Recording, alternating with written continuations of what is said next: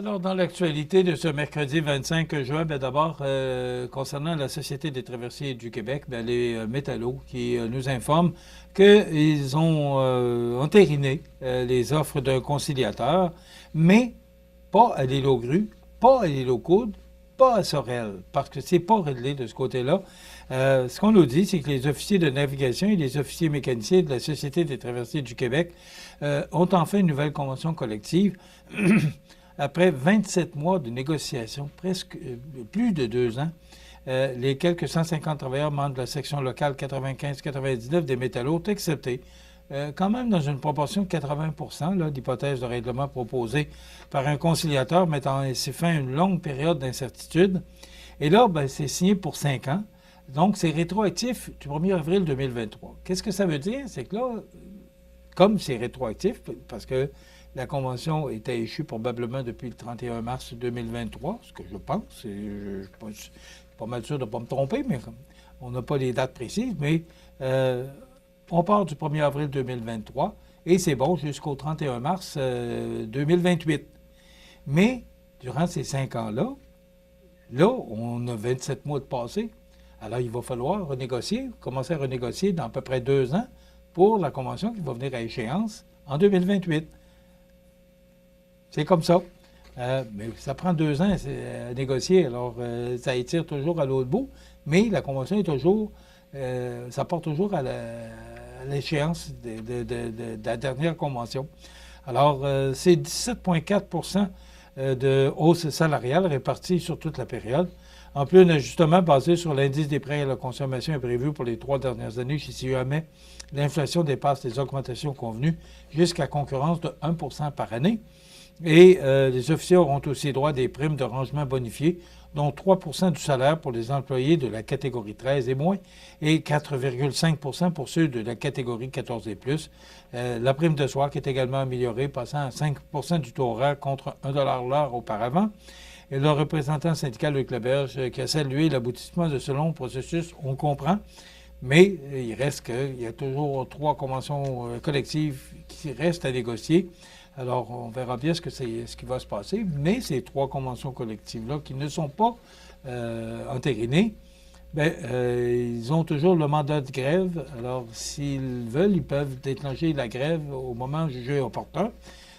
Mais on dit que d'ici juillet, que ça négociera d'ici juillet. Alors, peut-être qu'on a espoir de régler avant ce moment-là, mais je voudrais que la Société des traversiers éprouve beaucoup de difficultés. On sait que souvent, il y a un bateau qui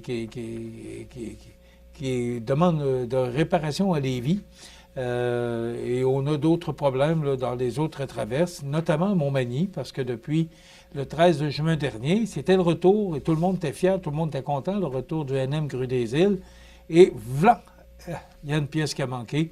Alors, le bateau est parti en réparation, et là, on retrouve la barge, on retrouve les voyages aériens qui sont gratuits pour une période. Et là, on a demandé au Croisière La Chance AML de pouvoir transporter les passagers à partir de la marina de Berthier. Et ça, je dois dire que c'est une excellente idée et qui devrait perdurer dans le temps. Mais là, c'est la Société des traversiers qui débourse le coût. Alors, on ne voudra peut-être pas, du moins pour les passagers, parce que ça va aider à contribuer à amener du tourisme à l'île aux grues. Donc, c'est une excellente idée, une excellente nouvelle. Mais est-ce que ce système-là va durer? Ça reste à suivre. On va sûrement nous donner de l'information à ce sujet-là. Donc, c'est réglé, la convention collective pour 150 travailleurs membres de la section locale 95-99 de Métallos, mais il reste les 3 conventions de l'île aux coudes, l'île aux grues et Sorel à négocier. Promutuelle Assurance Côte-Sud qui confirme une fois plus son engagement vers le développement régional en investissant massivement dans la culture à Saint-Jean-Port-Joli. On sait qu'ils ont investi plusieurs milliers de dollars pour les arts de la scène, la salle Promutuelle. C'est un engagement de plusieurs années. On sait aussi qu'ils ont investi pour le Centre culturel et sportif en santé durable, qui, semble-t-il, que ce projet-là avance. On est en train de faire des analyses de sol, ce que moi j'ai entendu parler.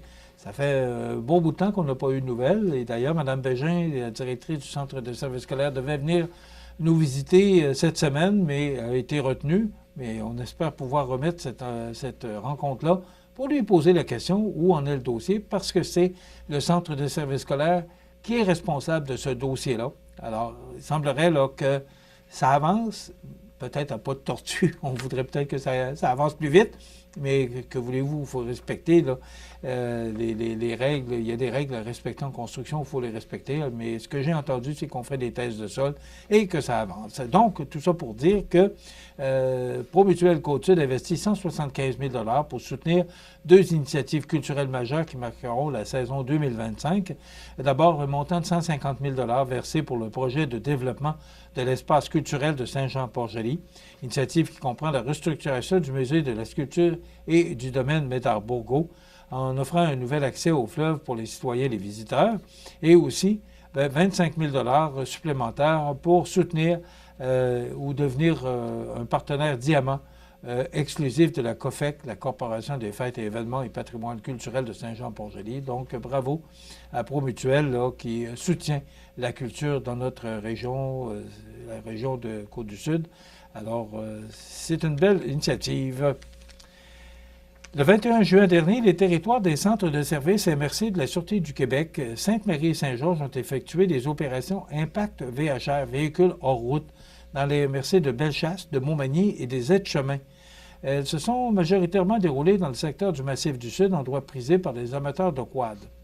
Nos policiers ont pu compter sur la collaboration des agents provinciaux de la Fédération québécoise des clubs quad, c'est sûr que ça aide, là, et des agences de surveillance de sentiers de l'escouade régionale de Chaudière-Appalaches. Bien, le compte-rendu, là, ils n'ont pas perdu de temps, nos policiers, parce que ça a été très bénéfique. 147 interceptions quad, 38 interceptions d'autres véhicules tels que des motocross, enduro, véhicules routiers, 23 constats en vertu de la loi sur les véhicules hors route, 11 autres constats, 31 avertissements, 4 expulsions de sentiers et une saisie de véhicules. Quand même, c'est ce qu'on peut dire que c'était un voyage efficace.